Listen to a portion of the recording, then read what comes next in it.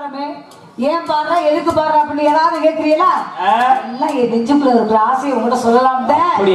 எனக்கு கல்யாணம் ஆகி எல்லாம் 101 51 எழுதாம 5001 10,001 எழுதணும்.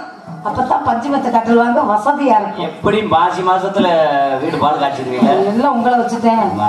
நீங்க சொன்ன நீ கூப்பிடு, மத்ததுக்கெல்லாம் கூப்பிடுறேன் இருப்பா நம்ம ரெண்டுக்கு. என் மனசுல அதை சொல்லதான் நெஞ்சுக்கு போடு. இந்த வெட்டிமை கேட்டியா?